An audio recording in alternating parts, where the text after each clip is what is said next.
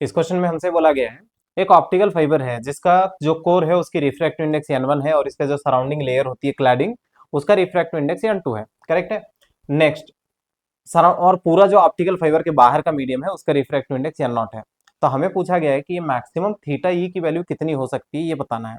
तो अब इसमें कैसे करेंगे देखिए, आपको थीटा ई बोलना है तो पहले आप यहाँ चेक करेंगे इसमें जो मैक्सिमम एंगल आप बना सकते हैं, सही है, उसमें आपका लाइट ऐसे जा सकता है, राइट।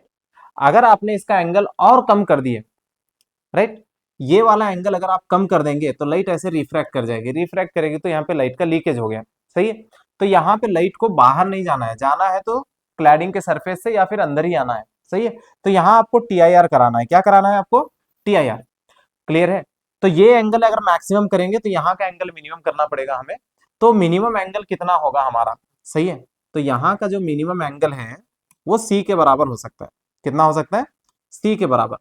यहाँ का एंगल हम बोलेंगे सी के बराबर है, राइट। तो अब बताओ ये एंगल अगर सी है तो ये कितना हुआ, 90 माइनस सी। यहाँ टीआईआर हो रहा है तो टीआईआर होने के लिए कम से कम एंगल कितना होना चाहिए, सी होना चाहिए। तो ये अगर सी है तो ये कितना होगा, 90 माइनस सी। तो यहाँ पे देखिए ये हमारा आर है जो कि 90 माइनस सी के बराबर है, राइट।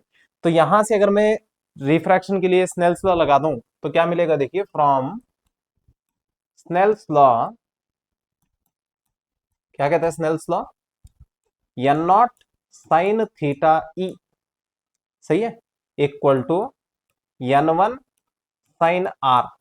आर की वैल्यू कितनी है, 90 माइनस सी। तो यहां पे रख देंगे इसको, n naught sine theta e is equal to n1 sine r को साइन 90 माइनस सी बोल के हम लिखेंगे इसको। अब बताओ साइन 90 माइनस थीटा क्या होता है, cos theta. N naught sine theta e is equal to n1 cos c बराबर। अब मेरे को कॉस सी नहीं पता है। यहाँ पे देखो टीआईआर कौन से लेयर में हो रहा है, n1 और n2 में। n1 हमारा डेंसर है, n2 रेयर है। तो यहाँ पे क्वेश्चन में ही बोला है ऐसे, है ना, n2 इज स्लाइटली लोअर बोला है, तो यानी कि n2 की वैल्यू कम है तो ये रेयर है। तो यहां से देखिए we know that sine c is equal to n d, sorry n r by n d, n r by n d ऐसा फॉर्मूला होता है। रेयर वाला ऊपर होता है और डेंसर वाला नीचे होता है। तो यहाँ पे लिख देंगे हम sine c is equal to n r मतलब हमारा n2 है डिवाइडेड बाई n1। अगर मैं इसको यूज करूं तो मैं यहां से कॉस सी कैसे लाता हूं, cos c is equal to under root 1 minus sine square c, ठीक है। सो cos theta is equal to under root 1 minus sine square theta. तो अगर आप इसको यूज करेंगे तो यहां से कॉस सी की वैल्यू कितनी मिलेगी आपको, cos c is equal to root 1 minus n2 square divided by n1 square. तो n1 स्क्वायर इसमें ले लेंगे तो हमें मिलेगा n1 square minus n2 square divided by n1 root के बाहर। करेक्ट है। अब ये वैल्यू आप इसमें पुट कर दीजिए तो यहां से n1 sine theta e is equal to n1, sorry ये n0 है, देखिए n0 sine theta e equal to n1 root n1 square minus n2 square divided by n1। ये वाला और ये वाला हम काट दिए यहां से।